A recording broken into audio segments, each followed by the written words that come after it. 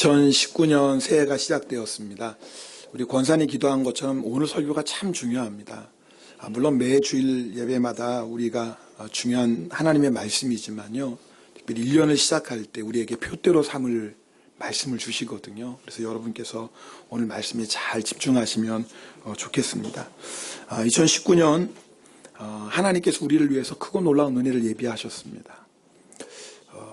우리가 지금까지 경험했던 하나님의 은혜, 또 하나님의 놀라운 역사 있지만요, 2019년은 더 풍성한 은혜와 역사를 준비하셨습니다.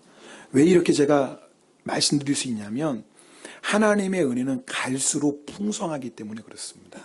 하나님 일하시는 법칙이에요. 네.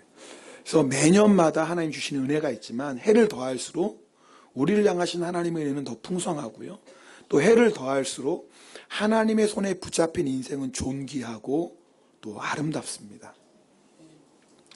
그러나 우리가 한 가지 기억하셔야 될 게 있습니다. 하나님이 2019년 우리를 위해서 크고 놀라운 역사를 준비하셨지만, 우리가 그 하나님의 역사를 이룰 수 있는 믿음의 순종이 있어야 됩니다. 역사는 하나님이 하십니다. 그러나 우리가 순종할 때 우리의 순종을 통해서 하나님은 마음껏 역사하실 수 있습니다. 오늘은 2019년 하나님께서 우리 삶 속에 마음껏 역사하실 수 있도록 우리가 준비해야 될 믿음이 무엇인지 좀 하나님께 나누려고 해요. 요한복음 19장 오늘 마지막 말씀입니다. 예수님께서 십자가에 매달려 죽으셨습니다. 사람들은 예수님이 죽음으로 모든 것이 끝났다고 생각했습니다. 그러나 끝이 아니죠. 하나님은 지금 예수 그리스도의 부활을 준비하고 계십니다. 여러분, 인류 역사상 예수 그리스도의 부활처럼 놀라운 사건이 없는 거예요. 왜요? 지금까지 죄와 사망의 종로로 타고 살았던 우리 모든 인생이었는데, 예수님께서 십자가에서 죽으시고 부활하심으로 말미암아 모든 죄와 사망의 권세를 깨뜨리신 거거든요. 그러니까 우리에게는 구원의 기쁜 소식인 거예요. 그리고 예수님이 진정 하나님이 보내주신 메시아 구세주이신 것을 우리들이 알게 되는 사건입니다. 지금 하나님이 뭐예요? 그 놀라운 예수님의 부활의 사건을 준비하고 계세요. 그런데 이 놀라운 일에 쓰임받은 사람이 나옵니다. 하나님께서 예수 그리스도의 부활의 놀라운 새 역사를 준비하시는 그 일에 쓰임받는 사람, 아리마대 사람 요셉이 나옵니다. 이름이 요셉이에요. 아리마대는 출신지입니다. 여러분, 이 사복음서에 보면 이 아리마대 사람 요셉에 대한 이야기가 다 나옵니다. 마태복음에 보면 그는 부자였으며 예수님의 제자였다라고 기록하고 있고요. 마가복음 15장에 보면 그는 존경받는 사내들인 공회의원이었다, 그렇게 기록하고 있습니다. 또 누가복음 23장에 보면 그는 공회의원으로 선하고 의로운 사람이었으며 예수님을 죽이기로 한 결정에 찬성하지 않았다라고 기록합니다. 그러니까 지금 사복음서이 전부 뭐예요? 요셉에 대해 기록하고 있어요. 왜요? 요셉이 했던 일이 너무나 중요하기 때문에 그렇습니다. 하나님의 부활의 새 역사를 준비했던 사람이기 때문에 그렇습니다. 자, 그러면 어떻게 요셉은 하나님의 새 역사를 준비하는 일에 쓰임받는 사람이 될 수 있었을까? 오늘 세 가지로 여러분하고 좀 나누려고 합니다. 첫 번째입니다. 한번 따라해 보겠습니까? 하나님의 나라를 기다렸다. 마가복음 15장 43절에 보면 아리마대 사람 요셉은 존경받는 공회원이요 하나님의 나라를 기다리는 자라고 기록하고 있습니다. 여러분, 요셉은 메시아를 기다리는 자였습니다. 요셉은 메시아를 통해 완성될 하나님의 나라를 기다리는 자였어요. 하나님의 나라는 뭐냐면 하나님이 다스리시는 나라예요. 예수님께서 제일 먼저 전하신 복음이 뭐예요? 회개하라, 천국이 가까이 왔다. 여러분, 이 천국이 바로 하나님의 나라예요. 예수님이 이 땅에 오셔서 제일 먼저 전하신 말씀이 뭐냐면 하나님의 나라예요. 하나님의 나라가 왜 이렇게 중요합니까? 지금까지 우리는 마귀, 죄의 종로로 타며 마귀의 종로로 타며 살았어요. 마귀가 다스렸다고요, 우리를. 그런데 이제는 뭐예요? 예수 그리스도가 우리에게 오심으로 말미암아, 예수 그리스도가 죄와 사망의 권세를 깨뜨리심으로 말미암아 우리에게 뭐예요? 이제 예수님이 왕이 되셨어요. 예수님이 우리 인생의 주인이 되셨어요. 우리의 마음에 하나님의 나라가 임했다, 그 말입니다. 여러분, 앞에서 잠깐 요셉이 어떤 사람인지 설명했죠. 요셉은 공회 회원이, 우리말로 하면 국회의원이었다 그 말이에요. 그리고 존경받는 사람이었어요. 여러분, 그리고 요셉이 오늘 여기 보면은 아무도 장사하지 않은 새 무덤이라고 기록되어 있는데, 여러분 이 무덤은 누구의 무덤이었어요? 아리마대 사람 요셉의 무덤이었어요. 여러분 그 당시에는요, 왕이나 귀족들, 큰 부자들은요 자기의 무덤, 가족들의 믿음을 미리 준비했습니다. 그런데 이 아리마대 사람 요셉의 무덤은 바위를 팠어요.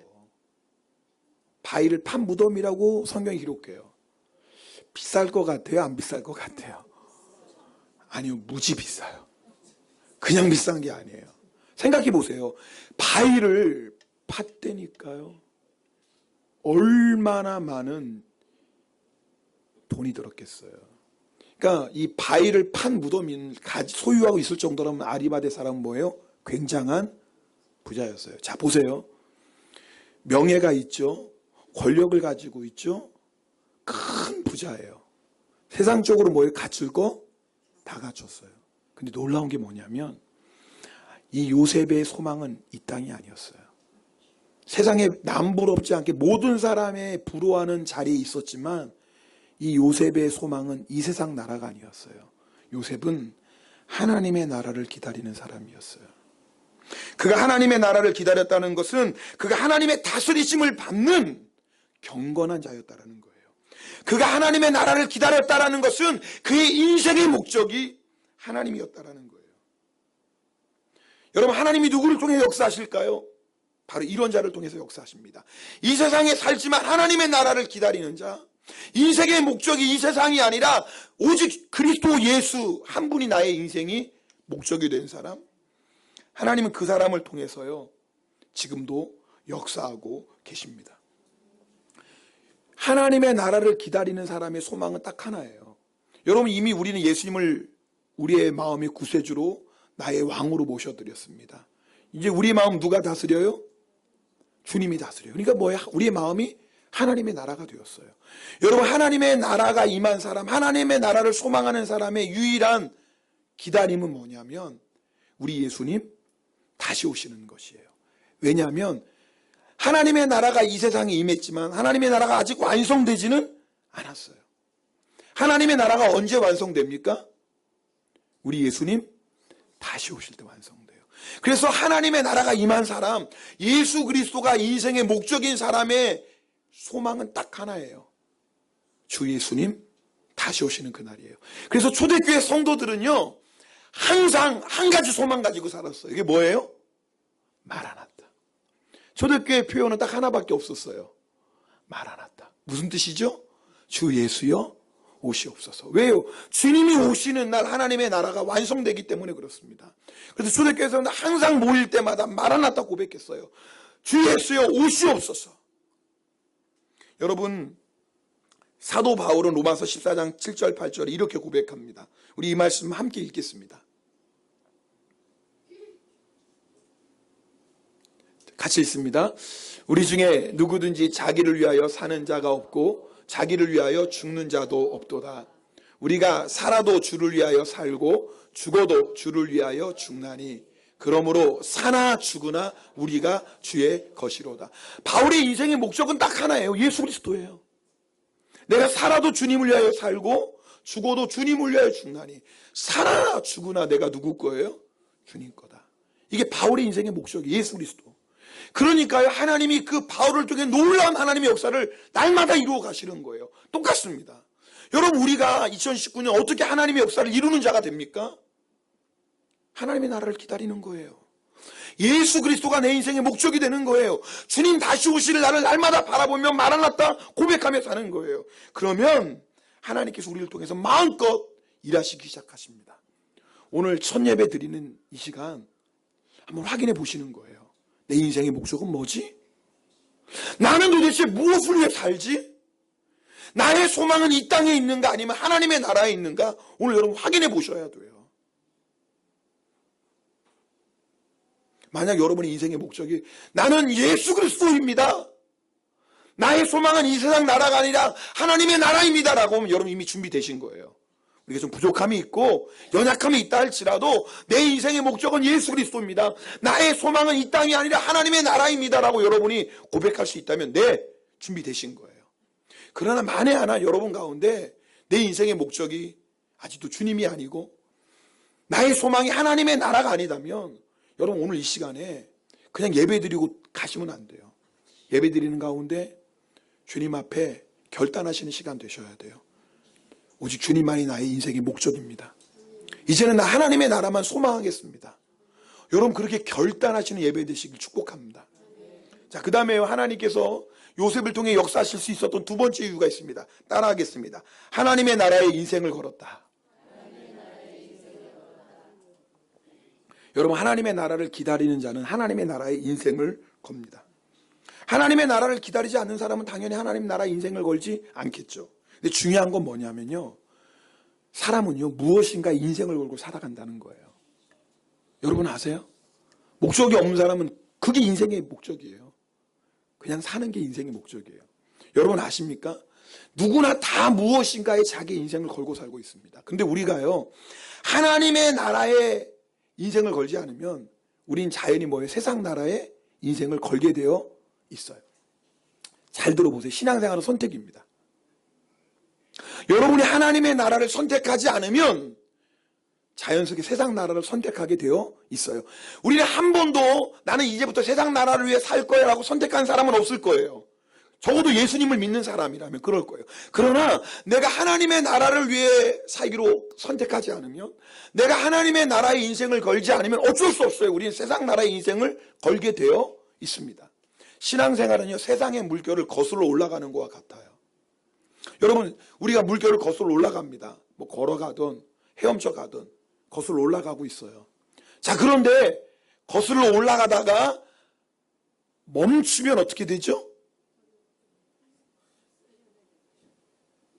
제가 너무 어려운 것. 멈추면 어떻게 될 것 같아요? 네, 뒤로 밀려나기 시작하죠. 조금씩 밀려가다가 나중엔 뭐예요? 떠내려가게 될 거예요. 여러분 신앙생활은 제자리가 없습니다. 잘 들으셔야 돼요. 신앙생활은요 내가 하나님의 나라를 위해서 전진하는 겁니다. 사도 바울 고백 그대로예요. 내가 달려갈 길을 맞추고, 그 말은 뭐예요? 하나님의 나라를 위해서 바울이 뭐 일평생 달려갔다는 거 아닙니까? 자, 달려가지 않으면 걸어라도 가야 하셔야 돼요. 나는 아직 달려가는 믿음은 아니야. 난 믿음 부족해. 그러면 걸어라도 가셔야 돼요. 멈추시면 어떻게 돼요? 멈추는 그 순간에 밀려나기 시작해요.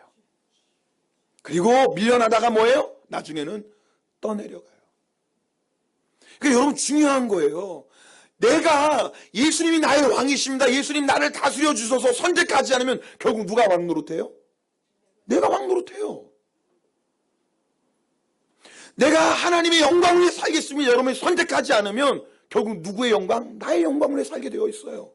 내가 성령님을 따라 살겠습니다. 여러분이 결단하지 않으면 결국 육신의 정욕을 따라 살게 되어 있어요. 여러분이 하나님의 나라를 선택하지 않으면 어쩔 수 없어요. 세상 나라를 따라 살게 되어 있고요. 하나님의 나라에 인생을 걸지 않으면 결국 눈에 보이고 손에 잡히는 것에 인생을 걸게 살게 되어 있다 그 말이에요.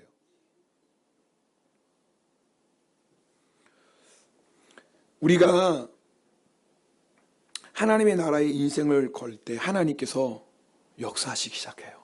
내가 인생을 거는 만큼 하나님께서 역사하실 수 있어요. 오늘 38절 말씀 우리 함께 읽겠습니다. 38절입니다. 아리마대 사람 요셉은 예수의 제자이나 유대인이 두려워 그것을 숨기더니 이 일 후에 빌라도에게 예수의 시체를 가져가기를 구하매, 자, 빌라도가 허락하는지라 이에 가서 예수의 시체를 가져가네. 자, 보세요. 지금까지 이 아리마대 사람 요셉은 예수님의 제자였는데 뭐하고 숨기고 있었다. 비밀로 하고 있었다 그 말이에요. 자, 그런데 더 이상 이제 내가 예수님의 제자라는 것을 숨길 수 없는 상황이 왔어요. 뭐 예수님 십자가에서 돌아가셨어요. 자, 그럼 뭐 해야 돼요? 뭐 해야 되죠? 장사를 지내야 되잖아요. 근데 장사 지낼 사람이 없는 거예요. 왜? 예수님의 제자들은 다 도망갔어요.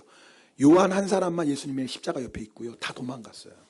가족들이 있는데 가족들도 그럴 수가 없어요. 왜냐하면 예수님은요 로마의 반역죄로 지금 십자가에 달리신 거예요.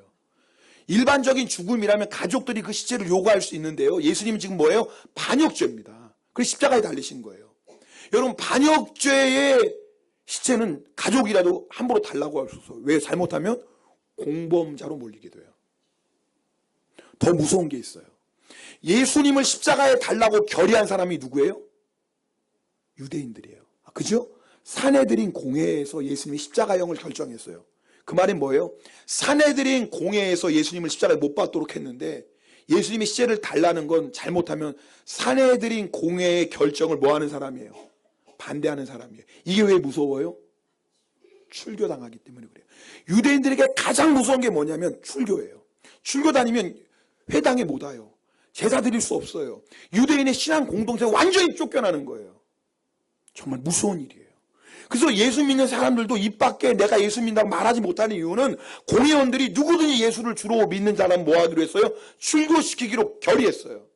그러니까 아무도 못 나서는 거예요. 왜요? 잘못해서 예수님 시체 달라고 했다가 장사 지내려고 사내들인 공회원이 우리가 결정해서 예수를 십자가에 못 박았는데 네가 지금 우리의 결정을 거스리는 거야? 출교! 이게 제일 무서운 거거든요. 그러니까 아무도 나서지 않는 거예요. 이때 누가 나서요? 요셉이 나서요. 여러분, 지금 요셉이 나서는 건 뭘 각오하는 거예요? 네. 내가 지금 사내들인 공회라는 이 공회원이라는 이 자리를 빼앗기고 출교당할 것까지 지금 뭐 하는 거예요? 각오하고, 심지어는 뭐예요? 만약에 잘못해서 예수님에게 동조하는 반역자라고 한다면 뭐예요? 이 사람도 죽어야 돼요. 뭐 재산 빼앗기는 건 그건 문제도 아니죠. 결국 지금 아리마대 사람 요셉은 예수님을 위해서 뭘 거는 거예요? 인생 전부를 걸었어요. 여러분, 왜 하나님께서 요셉을 통해서 이 예수님의 부활의 역사를 이루고 하실 준비를 하셨을까? 요셉 그가 모든 걸 걸었기 때문에요. 만약에 모든 걸 걸지 않았다면 요셉처럼 나설 수가 없는 거예요. 하나라도 뭔가 두려워하는 게 있다면, 하나라도 망설이는 게 있다, 하나라도 아까워하는 게 있다면 절대 예수님 씨를 요구할 수 없어요.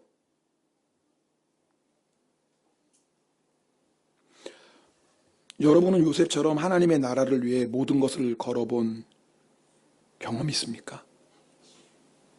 여러분은 요셉처럼 예수 그리스도를 위해 인생을 걸어본 경험 있나요? 우리는 하나님의 역사를 늘 사모하고 갈망합니다. 주님, 내 인생에도 그런 놀라운 하나님의 역사가 일어나길 원합니다. 갈망해요. 맞습니다. 너무나 귀한 갈망이에요. 그러나 중요한 건 하나님도 그렇게 우리 삶 속에 역사하고 싶은데 우리가 인생을 걸지 않는 거예요. 여러분, 사실 우리가 인생을 거는 거 먼 거 아니에요. 오늘 주일 예배 지키는 거 여기서 시작하는 거 아닌가요? 내가 맡겨진 봉사의 자리 지키는 거 사실 그것도 아닌가요? 여러분, 작은 일이지만 사실 매일매일이 우리 인생을 거는 거예요. 나의 시간을 걸고 나의 물질을 걸고, 그렇지 않아요? 오늘도 여러분이 주일날 오늘 이렇게 예배 자리 나오신 것 주님께 걸었잖아요. 이 하루를. 그래서 오늘 주님 앞에 나와 예배 드리는 거 아닙니까? 맞아요. 사실은 우리가 그래도 이만큼이라도 믿음 안에 거하는 거, 그래도 이만큼이라도 주님께 우리 인생을 걸었기 때문에 여기까지 온 거 아니겠습니까? 그러나 생각해 보세요. 우리가 전적으로 주님께 모든 인생을 건다면 어떤 역사가 일어날까요? 반대로 생각해 보세요. 주님이 우리를 통해서 마음껏 역사하기를 원하시는데 여전히 주저하고 있는 우리 때문에 주님의 역사가 더디 이루어지는 것은 아닐까요? 제가 오늘 설교를 준비하다가요, 지금 한국으로 가신 우리 송 권사님이 생각났어요. 아마 여러분 모르시는 분도 많으실 거예요. 저희 교회가 하나님이 은혜로 이 건물을 하나님이 주셨습니다. 그래서 우리 성도들이 헌금하고 또 은행에서 융자도 받고 하나님이 이 건물을 주셨어요. 그때 그 건축위원장 하셨던 분이 송 권사님이셨어요. 그분은 일본의 주전으로 와 계신 분이셨습니다. 그런데 저희가 이제 헌금하고 융자를 했는데 마지막 잔금을 지불했는데 이게 모자르는 거예요. 그래서 제가 한 번도 헌금하자는 얘기를 못 하겠더라고요. 우리 성도들이 제가 형편을 아는데 정말 힘껏 헌금했는데 거의 다 한 번도 헌금을 하지 않은 게 제가 성도들이 도저히 미안해가지고 지금 잔금 지불해야 되는데 헌금 더 하면 이 말을 도저히 못 하겠는 거예요. 성도들이 정말 힘껏 헌금했는데 내가 형편을 아는데, 그렇다고 또 가만히 있을 수도 없지요. 왜요? 기간 내에 지불하지 못하면 계약이 취소가 돼요. 너무 감사한 게 우리 권사님께서 한국에 있는 아파트를 담보로 해서 융자를 받으셨어요. 한국에서. 아파트 두 채 있어가지고 한 채 담보하신 게 아니라 자기가 현재 살고 있는 아파트 담보하셨어요. 만약에 그분이 우리 교회에서 평생 뼈를 물을 분이시냐면 이해가 돼요. 그분은요, 잠시 왔다 가시는 분이, 실제로 우리 교회 여기 교회에 하나님이 주신 다음에 얼마 있다가 그만 한국 돌아가셨어요. 여기서 예배 몇 번 드리지도 못하셨어요.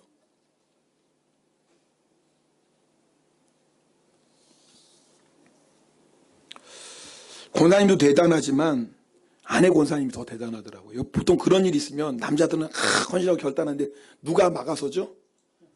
네? 보통 아내들이 막아섭니다. 여보, 미쳤어? 아니, 우리는 고생한다고 쳐. 아직 우리 아이들 학교 공부 마치지도 않았는데 만약에 잘못되면 어떡할 거야? 그 우리가 지금 섬기는 교회야? 말도 안 돼. 정 당신이 담보하려고 그러면 이혼 도장 찍고 해. 여러분 아시죠? 아내 이기는 남자가 어디 있어요? 간이 벗지. 남자는 아내를 못 이깁니다. 아무리 드리고 싶어도 아내가 반대하면 못 드려요. 그래서 아브라함 이삭 바칠 때 사라고 얘기 안 하고 하는 거예요. 사라 얘기했어 봐요. 어떻게 해서 사라가 나를 죽이고 가라. 난리가 났겠죠. 못 드리는 거예요. 그러니까 아브라함이 뭐예요? 사라에게 아무 말도 하지 않고 그날 아침 일찍이 떠납니다. 제가 참 고마운 게 충분히 그럴 수 있잖아요. 그리고 그게 맞잖아요. 아니 잠시 몇 년 있다가 하는 교회인데 내가 지금 살고 있는 아파트인데 우리 아이들도 지금 공부하고 있는 중인데 만에 하나 무슨 일 있으면 어떡할 거예요 도대체 그 일을. 그런데 흔쾌히 담보를 서주셔서 저희 마지막 잔금 다 지불할 수 있었어요. 저는 가끔씩 너무너무 고마운 거예요.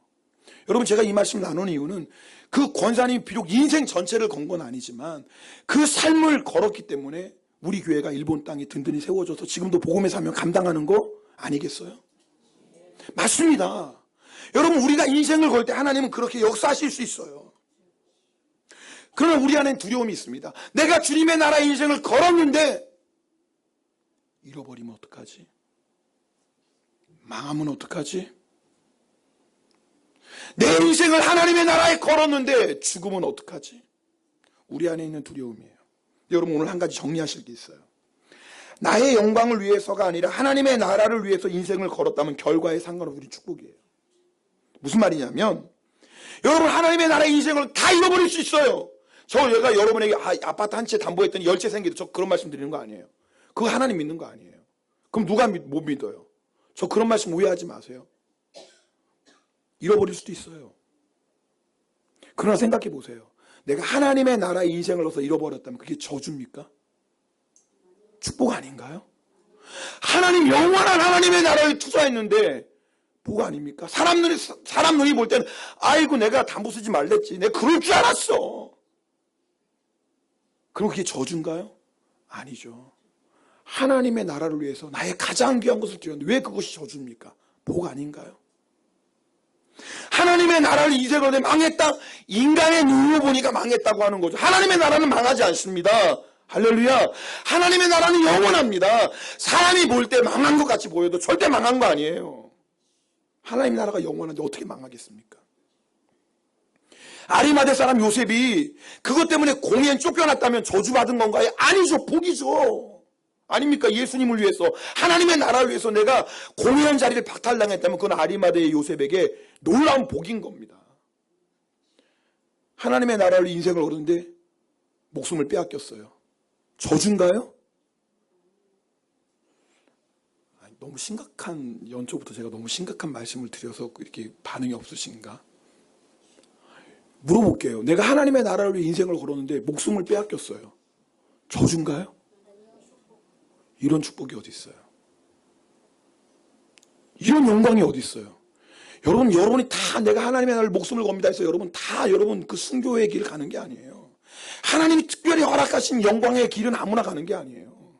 그럴 만한 믿음 있는 사람에게 하나님이 허락하시는 영광이지. 저 같은 사람은요, 하나님 허락하시지도 않을지도 몰라요. 허락하시면 정말 영광이죠. 내가 누군데 하나님의 영광을 위해 순교를 합니까? 이런 죄인이. 만약에 허락하신다면 그건 저에게 있어서 가장 큰 영광이에요. 우리 교회 영광이죠. 아멘을 안 하시네. 그런 영광이 어디 있어요. 나 같은 죄인인데 이게 허물나고 추한 자인데 하나님이 그런 영광 허락하시다. 이것보다 더 큰 축복이 어디 있겠어요.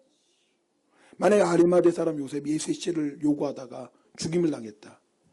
정말 아리마대 사람 요셉은 진짜 복받은 사람인 거예요. 여러분 아세요? 하나님의 나라에 인생을 거는 것 자체가 복입니다. 인간적인 세상의 기준으로 결과 보지 마세요. 여러분 더 이상 하나님의 나라를 위해 인생 거르고 주저하지 마십시오. 우리가 얼마나 많은 하나님의 역사의 기회가 왔는데, 하나님의 놀라운 역사가 마치 밀물처럼 밀려왔는데 우리가 하나님께 인생을 걸지 못해서 그냥 지나쳐버린 기회들이 얼마나 많습니까? 2019년에는 정말 하나님의 나라를 위해서 인생을 걸어보시길 축복합니다. 세 번째입니다. 따라하겠습니다. 하나님의 나라를 위해 드렸다. 여러분 이 요셉은요 예수님께 자기의 새 무덤을 드렸어요. 그게 얼마나 비싼 무덤인지 설명드렸어요. 근데 오늘 보니까 또 한 사람이 등장하네요. 우리 39절 말씀 읽겠습니다. 39절입니다. 오늘 본문 39절 시작. 일찍이 예수께 밤에 찾아왔던 니고데모도 모략과 침향 섞은 것을 100리트라쯤 가지고 온지라. 여러분 여기 니고데모 알죠? 요한복음 3장에 보면 밤중에 예수님 찾아왔어요. 그리고 거듭남에 대해서 물어봤던 사람. 이 니고데모도 공회의원이었어요. 근데 이 사람이 뭘 준비했어요? 예수님을 위해서 모략과 침향 섞은 것. 여러분 이 모략과 침향은요 왕을 장례할 때 쓰는 향료였어요. 보통 사람이 쓰는 향료가 아니라 왕을 장례할 때. 여러분 100리트라는 대충 30kg에서 34kg 됩니다. 여러분 이 값비싼 향유가 몇 킬로요? 30kg예요. 아마 제가 볼 때는 제가 한번 이게 도대체 주석집을 찾아봤어요. 이게 현재 가격 얼마 될까? 근데 안 나오더라고요. 이건 뭐 말로 할 수 없어요. 이 가격을요. 아마 좀 니고데모는 전 재산을 팔았을지도 모르겠어요. 근데 더 중요한 게 뭔지 아냐면 이 30kg 정도는 실제로 왕을 장례할 때 사용했던 양이었대요. 그러니까 지금 이 니고데모 예수님을 뭐로 믿고 있는 거예요? 왕으로. 제가 이 말씀 준비하다가 믿음은 살아있는 믿음은 이거구나. 입술로만 주님이 한다고 진짜 믿는 게 아니라 니고데모는 진짜 예수님이 왕이심을 믿었어요. 비록 십자가에 죽으셨지만 반드시 주님은 왕이시다라는 걸 믿으셨어요. 믿었으니까 뭐예요? 왕을 장례하는 그 많은 30kg의 향료를 가지고 예수님을 장례 지릅니다. 여러분 하나님의 나라를 소망하는 자는요 하나님의 나라로 인생을 걸고요 하나님의 나라를 위해 인생을 거는 자는 하나님의 나라를 위해 드립니다. 참 놀라운 건요 하나님은요 그 드림을 통해 역사하시더라고요. 요한복음 6장 여러분 잘 아는 얘기예요. 예수님께서 빈들에서 말씀을 전하다가 날이 저물었어요. 근데 빈들이니까 사람들이 먹을 곳이 없는 거예요. 예수님께서 말씀하시면 너희 가운데 먹을 것 없느냐? 그랬더니 한 아이가 뭐예요? 보리떡 5개, 작은 물고기 2마리를 드립니다. 여러분 예수님은요 말씀으로 온 우주 만물을 창조하신 전능하신 하나님이세요. 그거 없어도 일하실 수 있는 분이에요. 그런데 예수님은요 그거 통해서 일하세요. 그게요 주님이 일하시는 방법이에요. 여러분 아시죠? 남자 장정만 5,000명이에요. 여자와 어린아이들까지 합하면 2만 명은 좋게 될 거예요. 하나님께서 우리 주님께서 그 2만여 명의 사람들을 먹이시는 놀라운 새 역사를 행하시는데 그냥 하시는 게 아니에요. 한 아이가 드린 보리떡 5개, 물고기 2마리를 통해서 그 놀라운 기적의 역사를 일으키세요. 하나만 더 들어볼게요. 열왕기상 17장에 보면 여러분 아시는 것처럼 아합 왕이 우상 숭배해서 이스라엘 땅에 3년 동안 비가 내리지 않아요. 하나님께서 엘리야에게 말씀한 시돈 땅 사르밧으로 가라. 한 과부가 너를 공개하리라. 엘리야가 하나님 말씀 순종해서 사르밧 땅에 도착해 마치 한 과부가 나무를 줍고 있어요. 엘리야가 이렇게 말합니다. 자, 우리 17장 12절을 함께 읽어볼까요? 열왕기상 17장 12절입니다. 읽겠습니다. 그가 이르되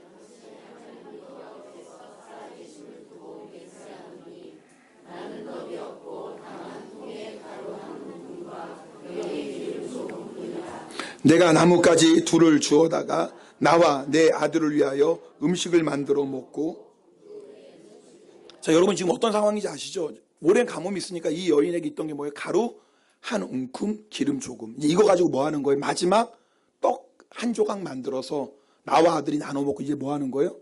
왜? 아무것도 없으니까. 자, 그런데 이런 상황에서 엘리야가 이렇게 여인에게 말합니다. 그 다음 말씀 읽어볼까요? 13절, 14절. 시작.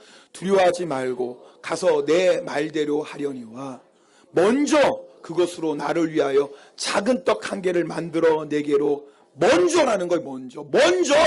먼저. 자, 그 다음 읽어볼까요? 그 후에 너와 내 아들을 위하여 만들라. 아니, 그럼 어떻게 만들어요? 먼저 주는데 있어요, 없어요? 없는데. 근데 그 다음 말씀 볼까요? 읽겠습니다. 이스라엘의 하나님 여호와의 말씀이 나 여호와가 비를 지면에 내리는 날까지 그 통에 가루가 떨어지지 아니하고 그 병에 기름이 없어지지 아니하니라 하셨느니라. 아, 주시고 명령하시면 너무 좋잖아요. 주신 다음에 봐! 좋지?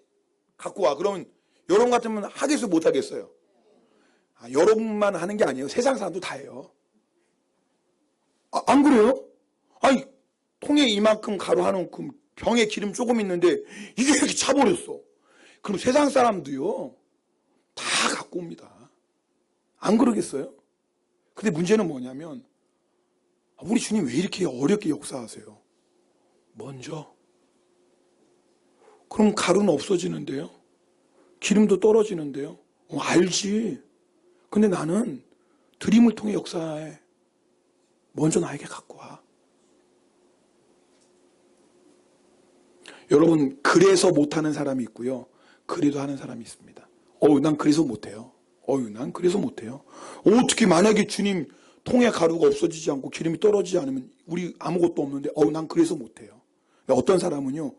그래도 하는 사람이 있어요. 스님의 말씀이니까 저는 그래도 하겠습니다. 여러분, 우리 가운데 아리마대 요셉, 니고데모가 드렸던 향료 드릴 사람 제법 올 때는 없을 것 같아요. 그러나 여러분 아세요? 우리가 어린아이는 돼야 돼요, 적어도. 아니, 사르밧 과부는 돼야 돼요. 왠 줄 아세요? 하나님은 우리의 드림을 통해 역사하시기 때문에 그래요. 드리는 것이 축복입니다. 여러분, 보리떡 5개와 물고기 2무리 드린 소년이 2만여 명이 막 배불리 먹는 모습 보면 얼마나 기뻤을까요? 여러분, 상상해 보세요. 나가 주님께 드린 건 정말 아무것도 아니었는데 그걸 드려서 주님이 2만여 명의 사람들 막 먹고 웃으며 즐거워하는 그 모습을 보는 이 어린아이는 얼마나 행복했을까요? 그 기쁨을 아세요, 여러분? 우리 믿음의 사람이 맛보는 기쁨이 그거 아니고 내 배가 차서 기쁜 게 아니라 나의 헌신, 나의 드림으로 수많은 영혼들이 살아나는 거. 그게 우리의 기쁨 아닌가요?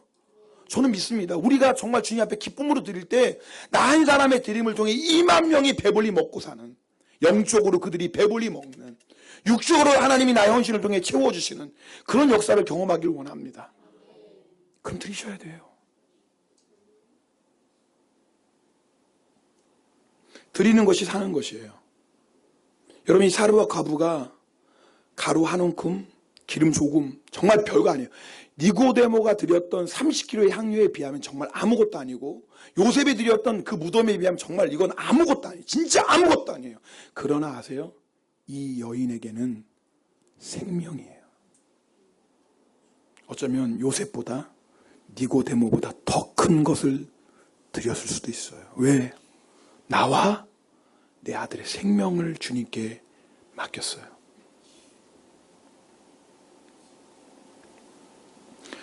여러분, 하나님의 나라를 위해 여러분이 드려야 할 것은 무엇입니까?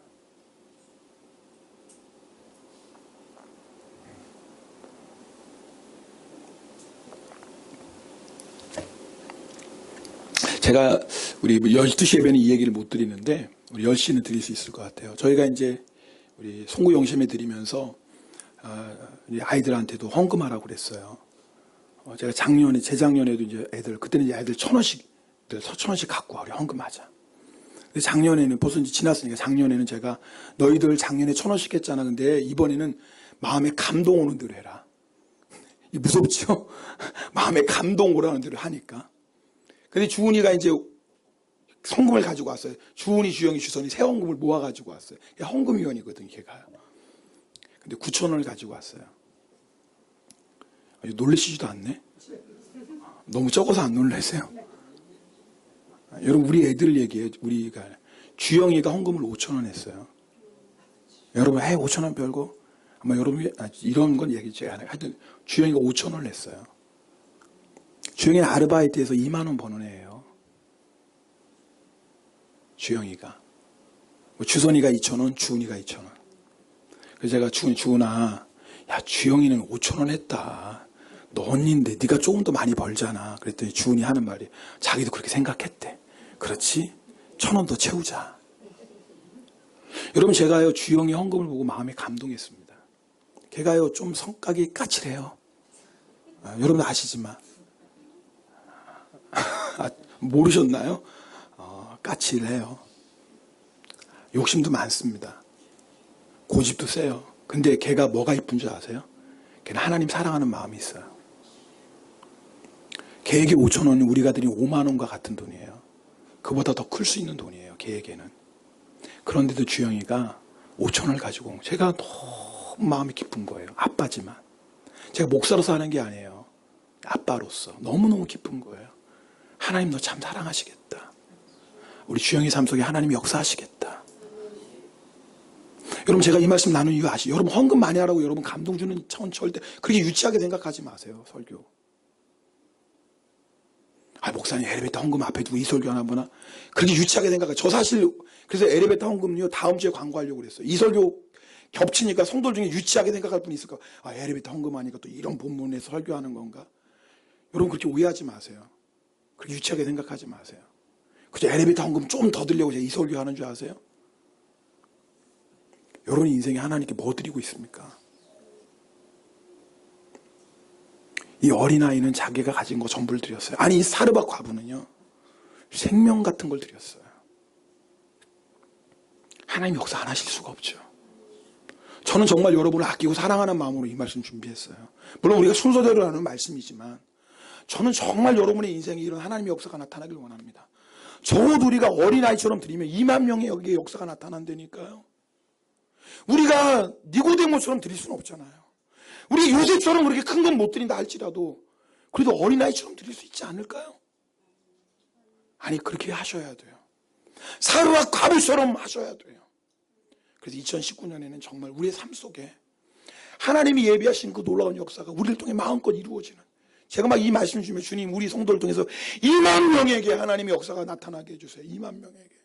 우리 성도들이 헌신하고 드림으로 말미암아 2만 명이 영혼을 살리고 2만 명에게 하나님의 영광을 나타나게 우리 성도를 그렇게 사용해 주세요. 제 마음 막 이런 막 소원이 생기더라고요.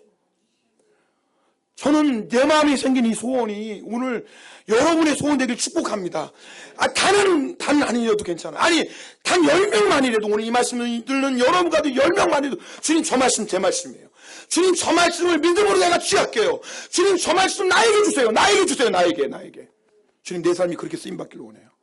주님 내 삶을 통해서 2만 명의 사람들에게 하나님의 구원의 역사가 나타나고 2만 명의 사람들에게 하나님의 영광을 나타내는 일에 주님 저 그렇게 쓰임받고 싶어요. 오늘 여러분 안에 이런 거룩한 소원이 생기길 주님의 이름으로 축복합니다. 어차피 인생 가요. 영원히 사는 사람 없어요. 2번 사는 거 아니에요. 1번 살아요. 어차피 여러분 하나님의 나라에 인생 걸지 않으면 세상 나라에 인생 걸 거예요.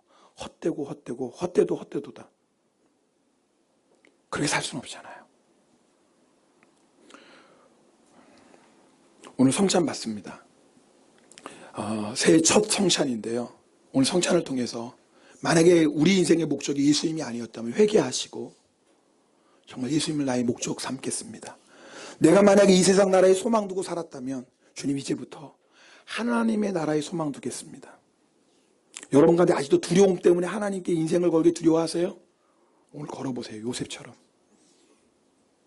한번 걸어보세요. 그리고 여러분 믿음으로 드려보십시다. 우리 마라나타 주에서 오셔 우리 찬송 부르면서 정말 결단하십시다. 주님, 한 번 사는 인생인데 정말 하나님의 나라를 위해서 멋있게 쓰임받기를 원합니다. 2019년에 나를 통해 2만 명의 사람들이 먹고 사는 하나님의 기적을 경험하기를 원합니다. 우리 이런 마음으로 우리 찬송 부르시고 우리 성찬을 위해 기도하겠습니다.